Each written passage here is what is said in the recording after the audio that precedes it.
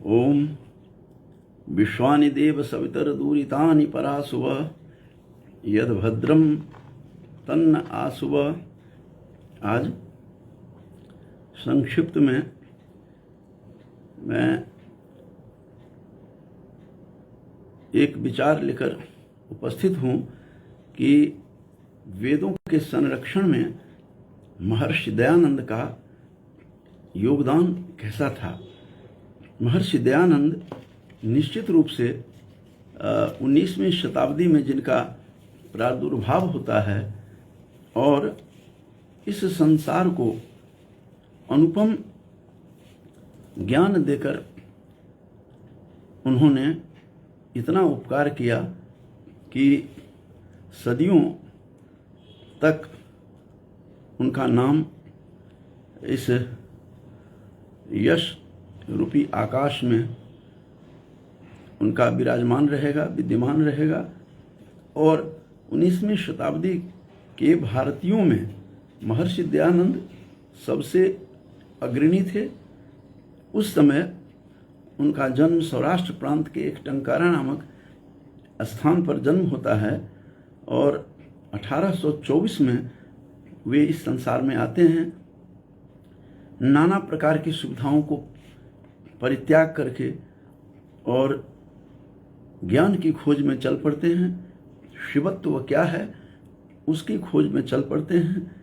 इतनी यातनाएं झेलते हैं और उसके पश्चात उनका ज्ञान देने वाले, उनको ज्ञान से आप्लावित करने वाले एक अद्भुत गुरु का दर्शन होता है उन्हें, जो 1860 से 1863 का जो वह काल था, 1860 और 63 3 वर्षों के का जो उनका समय था स्वामी दयानंद सरस्वती का। वे मथुरा में जाकर एक गुरु बिरजानंद जो प्रज्ञा चक्षु थे, जो आंखों से देख नहीं सकते थे, लेकिन उनकी ऐसी दिव्य चक्षु थी,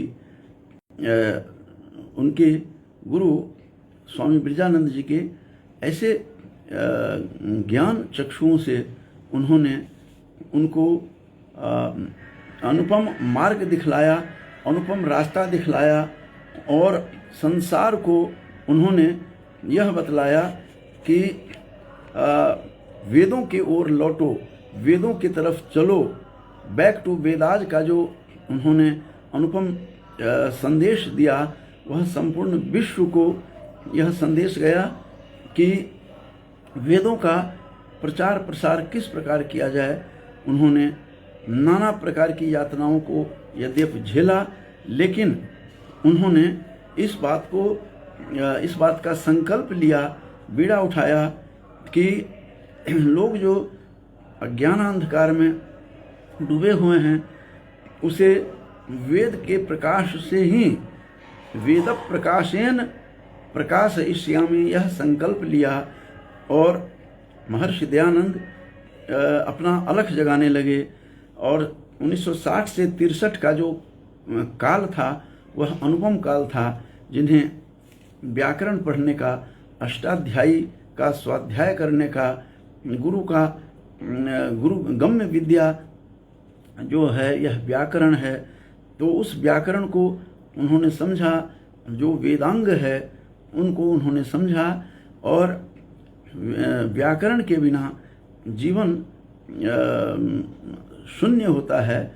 जीवनं नहीं शोभते व्याकरणम बिना, जो बात कही जाती है कि व्याकरण के बिना हम वेदाध्ययन भी नहीं कर सकते, वेद के हम सही अर्थ को भी नहीं जान सकते। तो वेदार्थ के ज्ञान के लिए यह बहुत आवश्यक था कि व्याकरण का और अष्टाध्यायी का वो स्वाध्याय इन्होंने किया और गुरु का सानिध्य प्राप्त हुआ। 3 वर्षों तक वहाँ उन्होंने घोर तप के साथ व्याकरण का आनंद लिया, व्याकरण का ज्ञानार्जन किया और उन्हीं के स्वामी बिरजानंद जी के पाठशाला में, उनके आश्रम में जाकर मथुरा में वे ज्ञानार्जन करते हैं उसके बाद उनकी नवीन दृष्टि खुलती है और उन्होंने व्याकरण के आधार पर ही स्वामी बिरजानंद जी के ज्ञान के आधार पर ही जो उन्होंने ज्ञान प्रदान किया, उस ज्ञान से ही उन्होंने वेदों के सही अर्थों का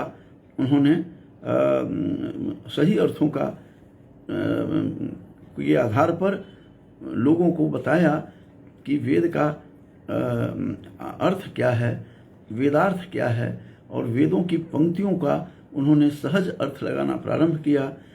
तो काफ़ी सारी उन्होंने ग्रंथों की रचना की, बहुत सारी ग्रंथों की रचना की, और वेदों के संरक्षण में बहुत बड़ा ये लॉस होता यदि उनका इस धरा पर पदार्पण नहीं होता महर्षि दयानंद का। तो इसलिए उन्होंने वेद की जो अपनी दृष्टि दी, वेदों का जो अर्थ बताया और प्रचार प्रसार किया, जो सबसे बड़ी बात थी, घर घर जाकर के संपूर्ण भारत में उन्होंने संदेश दिया और स्वदेशी वस्तुओं पर वे जोर देते थे कि स्वदेशी वस्तुओं का किस प्रकार से उपयोग करना चाहिए, स्वदेश प्रेम कैसे होना चाहिए, अपने वस्तुओं से प्रेम कैसे होना चाहिए। तो इस प्रकार से उन्होंने सत्यार्थ प्रकाश में जोरदार शब्दों में उन्होंने लिखा है कि कोई कितना ही कहे, परंतु जो स्वदेशी राज्य होता है वह सर्वोपरि उत्तम होता है, अथवा मत मतांतर के आग्रह रहित, अपने और पराये का पक्षपात शून्य, प्रजा पर माता पिता के समान कृपा, न्याय और दया के साथ भी विदेशी राज्य पूर्ण सुखदायक नहीं हो सकता। महर्षि दयानंद ने अनुपम बातें सब कही है।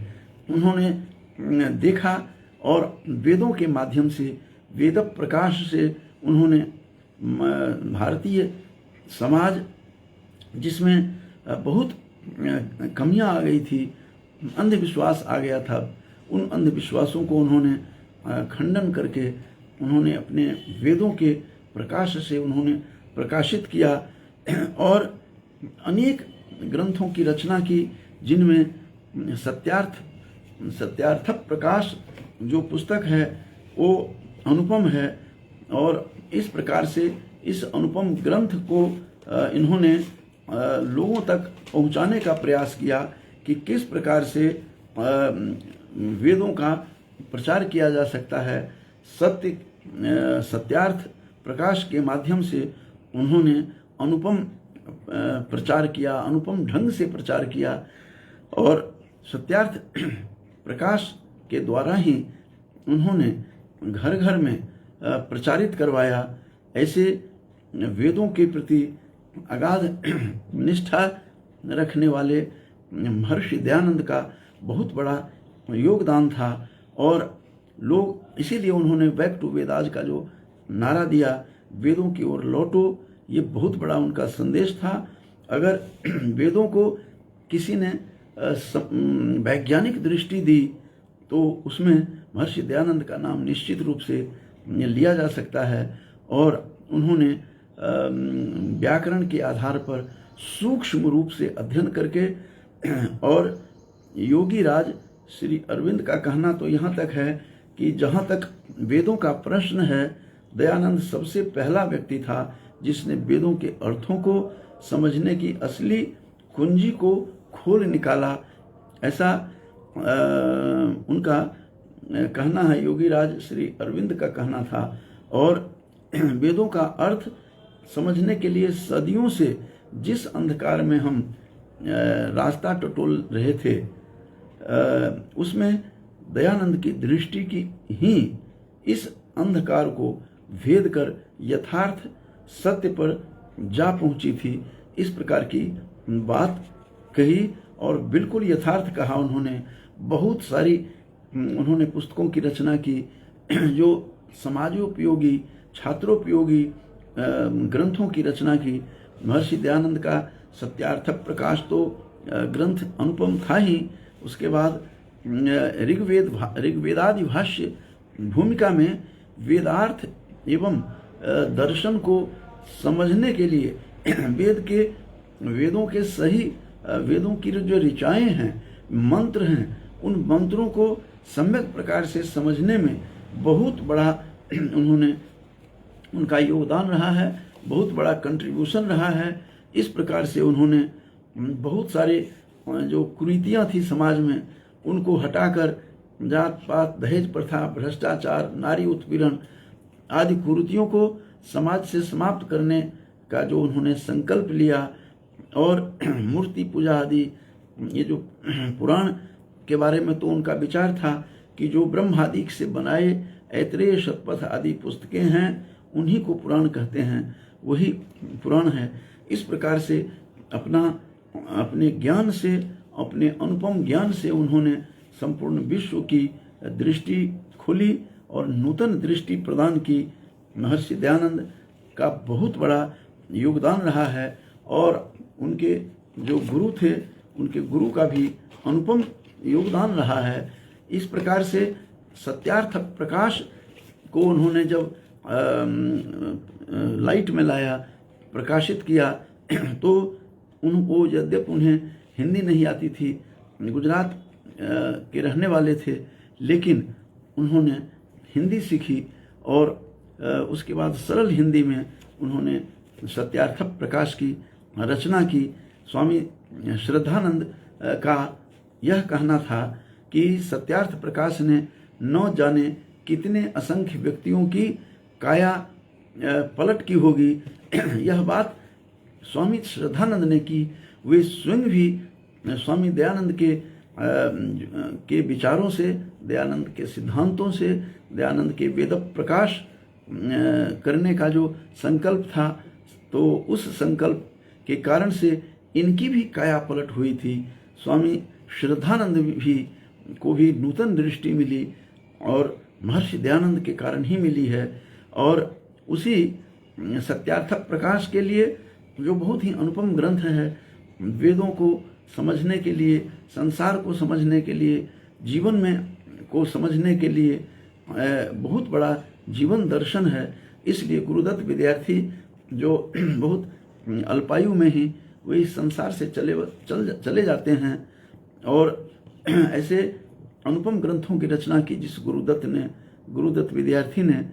और ईशावास्य उपनिषद की जो अंग्रेजी टीका भी उनकी बहुत सुंदर टीका है। और उन्होंने क्या कहा था सत्यार्थ प्रकाश के विषय में? वो कहते हैं कि यदि सत्यार्थ प्रकाश की एक प्रति मूल्य 1000 रुपया होता, ये उस जमाने की बात है, कर रहे हैं। और स्वामी जो महर्षि दयानंद के कई शिष्य ऐसे हुए, जिसमें जो हंसराज थे, महात्मा हंसराज, वो गुरुदत्त विद्यार्थी के सहपाठी थे। उस जमाने में 1000 की बात कही जा रही है। और कहते हैं गुरुदत्त विद्यार्थी जी कि यदि सत्यार्थ प्रकाश की एक प्रति मूल्य 1000 रुपया होता, तो भी मैं उसे सारी संपत्ति देकर खरीदता। इतना अनुपम ग्रंथ है। वेदों के अर्थों को, चूंकि वो एक ग्रंथों का नहीं, वेद आदि, वेद उपनिषद, स्मृतियों को लेकर, ब्राह्मण ग्रंथों को लेकर, सूत्र ग्रंथों को लेकर, वह यह जो ग्रंथ है सत्यार्थ प्रकाश, इसकी जो रचना हुई, सो वेदों के साथ साथ उपनिषदों को लेकर, आरण्यकों को लेकर, ब्राह्मण ग्रंथों को लेकर, सूत्र ग्रंथों को लेकर, स्मृतियों को लेकर, और यह ग्रंथ रचा गया, जिसके कारण से गुरुदत्त विद्यार्थी ने सही कहा था कि मैं सारी संपत्ति बेचकर, यह 1000 रुपया मूल्य होता तब भी मैं ले लेता। यह गलत नहीं है। राम प्रसाद बिस्मिल भी सत्यार्थ प्रकाश के विषय में क्या कहते हैं, इसकी महत्ता को देखते हुए, कि सत्यार्थ प्रकाश कहते हैं इसमें कि मैंने सत्यार्थ प्रकाश पढ़ा, इससे तख्ता पलट गया। सत्यार्थ प्रकाश के अध्ययन ने मेरे जीवन के इतिहास में एक नवीन पृष्ठ जोड़ दिया। ये राम प्रसाद बिस्मिल का कथन है। और डॉक्टर श्यामा प्रसाद मुखर्जी ने क्या कहा था इस अनुपम ग्रंथ के बारे में? दयानंद की इस अनुपम रचना के बारे में कि युग निर्माता तथा चतुर्मुखी प्रगति की भावना से प्रणीत यह दिव्य ग्रंथ सत्यार्थक प्रकाश जो है एक महान प्रकाश स्तंभ है। उन्होंने कहा कि यह प्रकाश स्तंभ है, यह लाइट हाउस का काम करता है और जिसका निर्माण महर्षि दयानंद ने सर्वप्रथम संपूर्ण मानव समाज की उन्नति के लिए किया। यह सत्यार्थक प्रकाश है जिसमें बार बार मैं बताता हूँ कि वेदों के प्रचार प्रसार में यदि केवल सत्यार्थक प्रकाश को ही रखा जाए, मान लिया जाए तो तभी भी कम नहीं है, क्योंकि इसमें अनेक ग्रंथों को निचोड़कर वैदिक और के जो ग्रंथ हैं वेद, जैसा बार बार मैं कहता हूँ कि वेद उपनिषद, आरण्यक, ब्राह्मण ग्रंथ और स्मृतियों को लेकर जो इसमें लिखा हुआ है उसको लेकर, तो इसीलिए सब कुछ निचोड़ है इसमें। तो इसीलिए डॉक्टर श्यामा प्रसाद मुखर्जी का कथन बिल्कुल सत्य है कि सब मानव समाज की उन्नति के लिए यह किया गया था। इसीलिए बार बार कहते थे बैक टू वेदाज। सत्यार्थक प्रकाश की महत्व की व्याख्या करते हुए श्री एस रंगास्वामी अय्यर भी कहते हैं कि सत्यार्थक प्रकाश के महत्व को कम करने का अर्थ है वेदों के बहुमूल्य सार की प्रतिष्ठा व मूल्यों को कम किया जाना। इस प्रकार की बात सी एस रंगास्वामी अय्यर ने कहा था। और इंद्र विद्या वाचस्पति क्या कहते हैं कि सत्यार्थक प्रकाश वेदों का द्वार है। ये जो है वेदों का द्वार है और आर्य समाज का यही जीवन है। इस प्रकार की बात इंद्र विद्या वाचस्पति का कथन है इस ग्रंथ के बारे में, इस अनुपम ग्रंथ के बारे में। इस प्रकार जो महर्षि दयानंद का जो सत्यार्थक प्रकाश है, जो वेदों का द्वार कहा गया है, यह इंद्र विद्या वाचस्पति का कथन बिल्कुल सत्य है कि सत्यार्थक प्रकाश वेदों का द्वार है, यह गेट है। इसी माध्यम से हम वेदों में प्रविष्ट हो सकते हैं, वेदों के सही अर्थ को जान सकते हैं। आर्य समाज का यही जीवन है। और विनायक दामोदर सावरकर ने क्या कहा था? उन्होंने कहा था कि हिंदू जाति की ठंडी रंगों में उष्ण रक्त का संचार करने वाला यह ग्रंथ अमर रहे, यही मेरी कामना है। सत्यार्थक प्रकाश की विद्यमानता में कोई विधर्मी अपने मजहब की शेखी नहीं मार सकता। इस प्रकार की बात विनायक दामोदर सावरकर ने सत्यार्थक प्रकाश की रचना के विषय में कहा था। और मौलाना मोहम्मद अली ने भी कहा कि सत्यार्थक प्रकाश स्वामी दयानंद की मार्कतुल आला तफनीस अर्थात सर्वोत्तम कृति है। ये उर्दू में कही गई है कि मार्कतुल आला तफनीस अर्थात सर्वोत्तम कृति है, रचना है और स्वामी दयानंद आर्यों के गुरु हैं। इस प्रकार की बात कहकर जो उन्होंने भी मौलाना मोहम्मद अली ने भी इस प्रकार की बात कही सत्यार्थ प्रकाश के लिए। यदि एकमात्र रचना ही रची जाती तब भी बहुत बड़ा यह वेदों के समझने के लिए बहुत बड़ा यह द्वार था। और वेदों के प्रचार प्रसार में उन्होंने जो महर्षि दयानंद ने जो आर्य समाज की स्थापना की, उसका आधार स्तंभ वेद ही था। वेदों के आधार पर ही उन्होंने जगह जगह प्रचार करके आज संपूर्ण भारत में न जाने कितने करोड़ों लोग हैं जो इसको पढ़कर अपना जीवन को धन्य कर रहे हैं। और उन्होंने उनका मंत्र भी यजुर्वेद का जो 33 मंत्र है, ओम विश्वानि देव सवितर दूरितानि परासुव यद्भद्रम तन्न आसुव, यह महर्षि दयानंद का सर्वप्रिय मंत्र रहा है यजुर्वेद का यह मंत्र। और जिस मंत्र को बहुत सुंदर ढंग से गीतात्मक रूप में इनको गाया गया है, जो ईश्वर स्तुति प्रार्थना उपासना मंत्र जो हैं, इन मंत्रों को अलग ढंग से समझाया गया है। इसको किसी अन्य दिन में बताऊंगा कि किस प्रकार से वेदों का जो प्रचार प्रसार किया, वेदों का और जो वेदों का प्रचार प्रसार के साथ साथ इन्होंने ऋग्वेद आदि भाष्य भूमिका में बहुत कुछ इन्होंने स्पष्ट किया है। अर्थ को और दर्शन को, वैदिक दर्शन को और अर्थों को, वेद के अर्थों को समझने में महर्षि दयानंद का बहुत बड़ा कंट्रीब्यूशन था, बहुत बड़ा योगदान इन्होंने दिया ऋग्वेद आदि भाष्य भूमिका को लिखकर, और संस्कार विधि में बहुत अनुपम ढंग से उन्होंने समझाया है। और सत्यार्थ प्रकाश का जो दूसरा अध्याय है वह निश्चित रूप से छात्रोपयोगी है, बालोपयोगी है, बहुत, और बाल शिक्षा का सारा विषय है उसमें, और बहुत अच्छे ढंग से महर्षि दयानंद ने इसको समझाया है। कितना कष्ट हुआ होगा महर्षि दयानंद को, उन्होंने सारे कष्टों को सहकर अपने सारी सुख सुविधाओं को, अच्छे घर में इनका जन्म हुआ, इनके पिता दीवान थे, सब कुछ का परित्याग करके, त्याग करके, और तब जो है नूतन मार्ग को पकड़ा। और विशेष रूप से जैसा कि बार बार मैं कहता हूँ कि 1860 और 63 का जो काल था 3 वर्षों का, वह महर्षि दयानंद के जीवन में सर्वोत्तम काल माना जा सकता है, क्योंकि एक अनुपम गुरु का दर्शन हुआ। जो अनुपम गुरु जो थे उनके स्वामी बिरजानंद, उनका बहुत बड़ा कंट्रीब्यूशन था स्वामी बिरजानंद का, और उन्हीं के ज्ञान के बल पर, उन्हीं से ज्ञान प्राप्त करके स्वामी बिरजानंद से, जो मथुरा में रहते थे, जो प्रज्ञा चक्षु थे, जो नेत्रहीन थे, लेकिन अंतः दृष्टि जो थी उनकी वह अत्यंत प्रबल थी। वह संसार को देख रहे थे, संसार में कुरीतियाँ जो बढ़ रही थी उनको भी देख रहे थे। उनका भी स्वामी बिरजानंद भी धन्य हो गए, क्योंकि जब कोई शिष्य, अनुपम शिष्य जब उभर करके आता है संसार में, तो अनुपम शिष्य जब आता है इस दुनिया में, तो गुरु का भी नाम बढ़ जाता है, तो शिष्यों से भी गुरु का नाम बढ़ता है।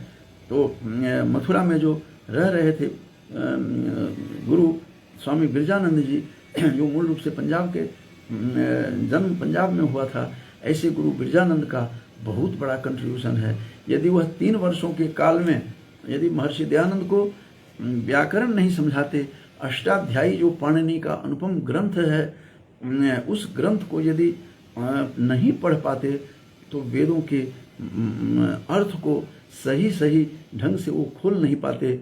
इसीलिए ऐसे वेदों के संरक्षक, वेदों की रक्षा करने वाले महर्षि दयानंद और उनके गुरु स्वामी बिरजानंद जी को कोटिशः नमन करते हुए अपनी वाणी को विराम देता हूँ। आज मैंने थोड़ा सा परिचयात्मक दिखाना था कि किस प्रकार से वेदों का कंट्रीब्यूशन, वेदों के संरक्षण में, वेदों की सुरक्षित रखने में इनका कितना बड़ा कंट्रीब्यूशन है। और विशेष रूप से जो इन्होंने आर्य समाज की स्थापना की, उसमें जगह जगह चरित्र निर्माण भी करवाते थे। जो व्यक्ति वेदों का अध्ययन करेगा वो निश्चित रूप से इन कुरीतियों से, इन बुराइयों से, इन छोटे छोटे जो छोटी छोटी जितने भी लोगों की शंकाएं हैं, सबका समूल विनाश होता है शंकाओं का, और ज्ञान का प्रकाश, ज्ञान का कपाट खुलता है, ज्ञान प्रकाश खुलता है। तो ऐसे सत्यार्थ प्रकाश की रचना कर, ऋग्वेद आदि भाष्य भूमिका की रचना कर, बहुत सारी रचनाएं हैं इनकी, जो छोटी छोटी पुस्तकें भी हैं और बहुत ही महत्वपूर्ण है। इन्होंने स्त्रियों को वेदों के प्रति अनुराग से दूर रखा जाता था, ऐसे सबको इन्होंने कहा कि ये सबके लिए है, वेदों को सबको पढ़ने पढ़ाने का यह अधिकार है। तो इस तरह से इन्होंने, महर्षि दयानंद ने नूतन मार्ग दिया और वेदों के प्रचार प्रसार में अनुपम मार्ग खोला इन्होंने। जैसा कि अभी मैंने कहा था कि सत्यार्थ प्रकाश जो है, एक तरह से यह क्या था, यह द्वार है उनका, और इस द्वार से, जैसा कि इंद्र विद्या वाचस्पति ने कहा था कि सत्यार्थ प्रकाश वेदों का द्वार है, वेदों के प्रवेश करने में, वेदों में प्रविष्ट करने के लिए बहुत बड़ा मार्ग प्रशस्त करता है। तो ऐसे महर्षि दयानंद को, जिन्होंने वेदों का के संरक्षण में अनुपम अपना योगदान दिया, थोड़ा सा केवल परिचयात्मक बताना चाहता था। और निश्चित रूप से सत्यार्थ प्रकाश को यदि पढ़ेंगे तो नूतन दृष्टि आपकी होगी, और छोटी छोटी जो भावनाएं में लोग ग्रस्त हैं उन भावनाओं से दूर रहेंगे। इन्हीं शब्दों के साथ अपनी वाणी को विराम देता हूँ और विकास गर्ग जी को भी इसमें जुड़े हुए हैं हमारे साथ, उनको भी विकास गर्ग जी को भी धन्यवाद ज्ञापन करता हूँ। और आज का मेरा यही था छोटा सा व्याख्यान कि वेदों के संरक्षण में महर्षि दयानंद का कितना बड़ा योगदान रहा है। इन्हीं शब्दों के साथ अपनी वाणी को विराम देता हूँ। बहुत बहुत धन्यवाद।